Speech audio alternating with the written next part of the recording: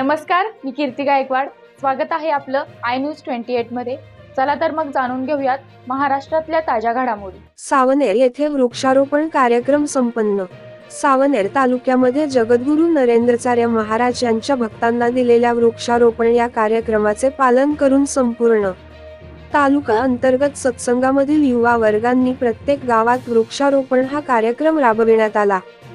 या उपक्रमांतर्गत सावनेर शहरात विठ्ठल रुक्मिणी सेवा केंद्र व माताखेडी सेवा केंद्र यांच्या संयुक्त विद्यमाने नक्षत्र कॉलनी बस स्टॉप मागे वृक्षारोपण करण्यात आले. हा कार्यक्रम माऊली नवनिर्माण समूहाचे अध्यक्ष देवेंद्रजी दलाल यांच्या अध्यक्षतेखाली घेण्यात आला. यावेळी तालुक्यातून व शहरातून अनुयायांनी भक्त अभियानात सहभागी झाले होते.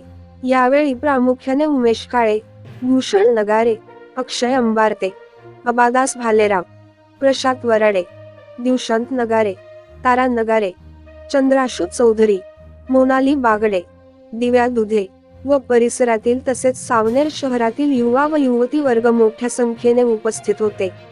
प्रतिनिधी पुरुषोत्तम नागपूरकर, सावनेर तालुकाची रिपोर्टर.